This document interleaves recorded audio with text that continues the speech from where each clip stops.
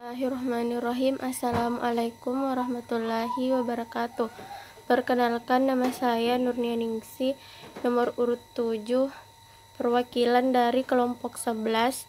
Di sini saya akan menyampaikan materi kami yang pertama, yaitu materinya tentang sejarah pertumbuhan perguruan tinggi Islam.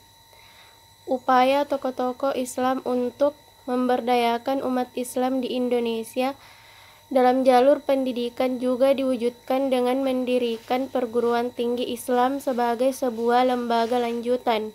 Upaya ini disempurnakan secara berkesinambungan mulai dari awal hingga sekarang dengan berbagai terobosan yang bersifat politis, kultural, sosial maupun birokratik.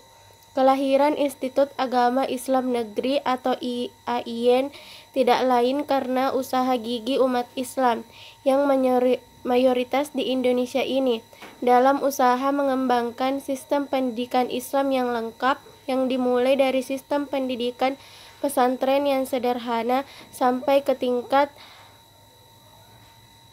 perguruan tinggi.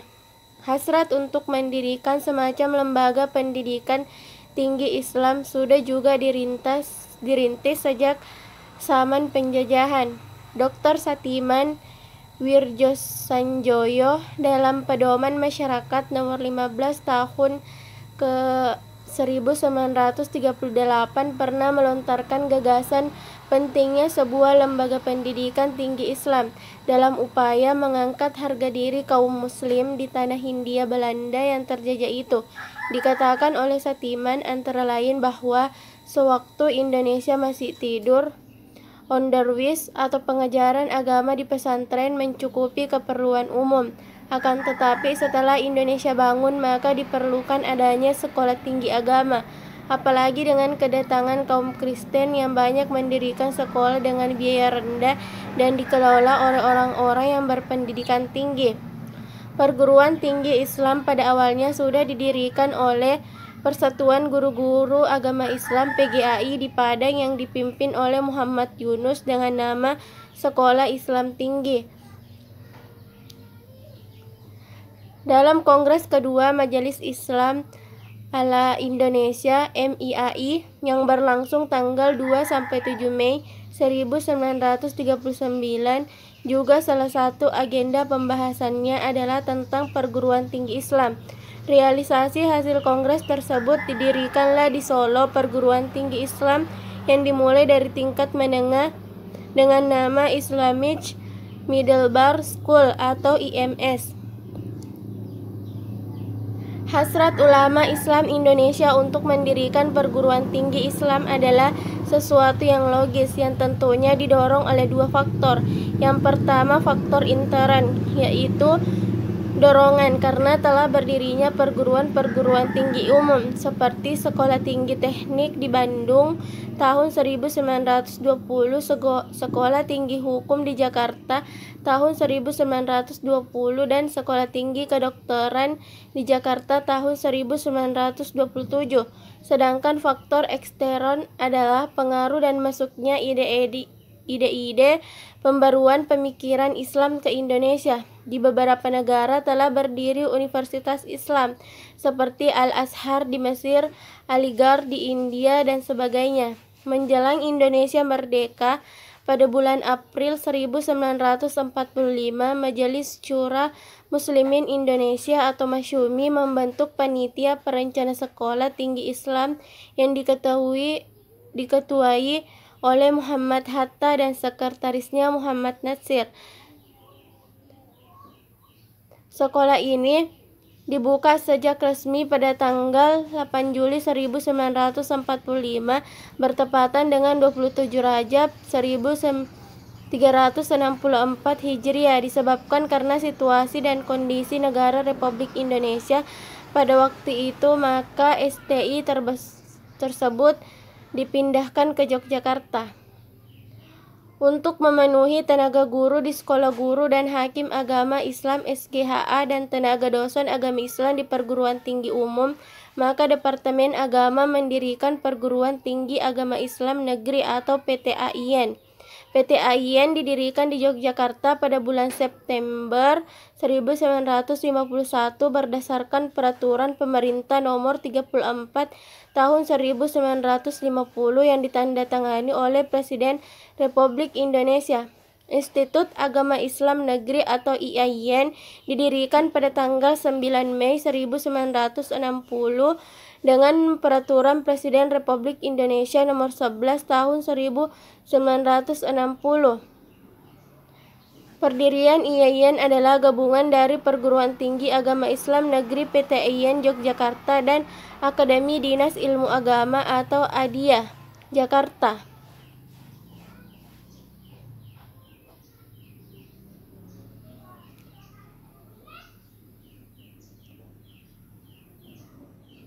IAIN ketika itu memiliki 4 fakultas, yakni Fakultas Usuluddin, Fakultas Syariah, Fakultas Adab, dan Fakultas Tarbiyah. Di Yogyakarta ada 2 fakultas, yakni Fakultas Usuluddin dan Syariah, sedangkan di Jakarta 2 fakultas, yakni Fakultas Arab dan Tarbiyah.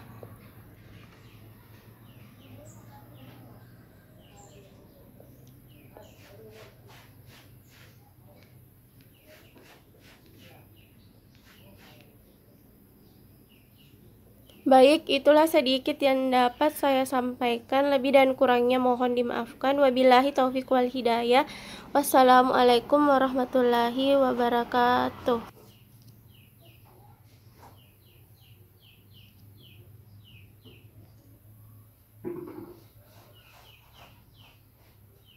Bismillahirrahmanirrahim. Assalamualaikum warahmatullahi wabarakatuh.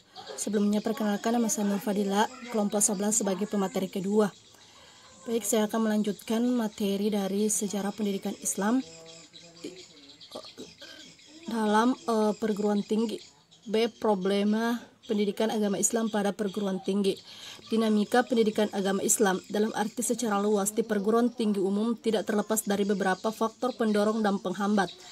Tinggi umum tidak terlepas dari beberapa faktor pendukung dan penghambat. Faktor pendukung adalah adanya sarana ibadah atau masjid atau musola, tenaga pendidikan Islam, lembaga-lembaga kerohanian Islam, tersedianya sumber pendanaan, situasi dan lingkungan yang kondusif.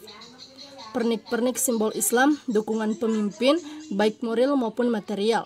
Sementara penghambatnya adalah manakala komponen-komponen tersebut tidak ada di kampus. Adapun faktor eksternal yang dipandang sebagai penghambat kehidupan keagamaan, khususnya di kampus adalah situasi politik negara pada tahun 1970-an hingga 1980-an. Memang sejak awal kelahirannya, sikap pemerintah Orde Baru terhadap umat Islam mengikuti pola kebijakan yang diterapkan Belanda, yaitu sikap toleran dan persahabatan terhadap Islam sebagai kelompok sosial keagamaan. Akan tetapi, tanda-tanda sebagai kekuatan politik yang menentang kehendak penguasa. Pada masa-masa itu, selain terjadi marginalisasi Islam politik, rezim pemerintah Orde Baru juga melakukan usaha-usaha untuk menetralisir pengaruh Islam dan ranah politik. Selain itu, depolitisasi dunia akademis juga berlangsung secara nyata sejak akhir tahun 1970-an. Setelah terjadinya serangkaian demonstrasi mahasiswa selama tahun 1974 sampai 1978 yang memprotes semakin dalamnya penetrasi para investor asing, para pemodal keturunan Cina, para pejabat pemerintah dan keluarga Soeharto dalam aktivitas bisnis. Akhirnya, Kemdikbud menanggapinya dengan membubarkan semua dewan mahasiswa pada Januari 1978. Setelah itu, politik di kampus dianggap sebagai abnormal. Untuk menormalisasi kehidupan kampus, tangan kanan Ali Murtopo di Center for Strategic and International Studies atau CSIS, Daud Yusuf diangkat sebagai Menteri Pendidikan dan Kebudayaan yang baru pada tahun 1978 sampai 1983. Berdasarkan uraian-uraian di atas, ditemukan juga beberapa Problema lain yang masih menjadi batu sandungan bagaimana mewujudkan tujuan-tujuan tersebut seefektif mungkin berdasarkan problema tersebut antara lain yang pertama, beban SKS yang minimalis hanya 2 SKS. Frekuensi perkuliahan agama yang hanya 2 SKS dirasa kurang memadai mengingat harapan yang demikian besar kepada pendidikan agama. Oleh karena itu, bobotnya dipandang perlu untuk ditingkatkan menjadi 4 SKS kecuali tenaga pendidik di perguruan tinggi umum mampu mengintegrasikan nilai-nilai pendidikan Islam dalam mata kuliah lain. Kemudian yang kedua, pola pembelajaran yang berkelanjutan. Perlunya menjabatkan pendidikan agama di perguruan tinggi sebagai kelanjutan dari materi pendidikan agama dari TK sampai dengan SLTA. Apabila pada tingkat TK materi pendidikan agama tekanannya kepada akhlak, tingkat SD kepada ibadah, tingkat SLTP kepada muamalat, tingkat SLTA kepada munakat. Maka pada perguruan tinggi materi pendidikan agama diarahkan kepada pengenalan terhadap perkembangan pemikiran dalam Islam. Yang ketiga, pola pengembangan pendidikan agama Islam. Fenomena pengembangan pendidikan agama Islam di sekolah atau perguruan tinggi umum tampaknya sangat bervariasi. Dalam arti ada yang cukup puas dengan pola horizontal atau lateral atau independen, yakni bidang studi non-agama kadang-kadang berdiri sendiri tanpa dikonsultasikan dan berinteraksi dengan nilai-nilai agama, dan adanya mengembangkan pola relasi lateral sekuensial, yakni bidang studi non-agama dikonsultasikan dengan nilai-nilai agama. Dari kutipan di atas dapat dinyatakan bahwa masih banyak perguruan tinggi umum yang menjadikan pendidikan agama Islam sebagai mata kuliah yang berdiri sendiri, tidak terintegrasi dengan mata kuliah yang lain. Yang keempat, tenaga pendidik atau dosen agama Islam. Faktor inilah yang memegang central core atau intinya pelaksanaan pelajaran agama Islam di perguruan tinggi. Bagaimana dosen yang mengajar perguruan tinggi harus sarjana dari suatu perguruan tinggi.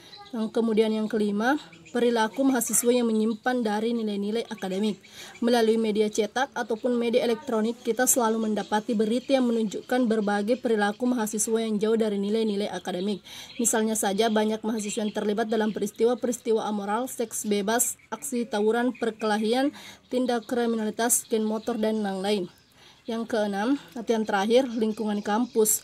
Lingkungan perguruan tinggi berada harus juga dijadikan perhatian pendidik yang bersangkutan dalam arti lingkungan sosial kulturil. Yang menjadi persoalan dalam hubungan ini ialah apakah dosen dan mahasiswa harus menyesuaikan diri juga masih dalam masalah lingkungan, yaitu yang langsung berpengaruh pada mahasiswa dalam kampus atau bahkan dalam kelas. Perlu diciptakan religious environment seperti adanya musola dalam kampus, peringatan-peringatan hari besar Islam, tata susila dalam pergaulan berpakaian, bertingkah laku sopan, dan sebagainya. Baiklah, itulah sempat materi yang sempat saya sampaikan. Lebih dan kurangnya mohon dimaafkan. Wassalamualaikum warahmatullahi wabarakatuh.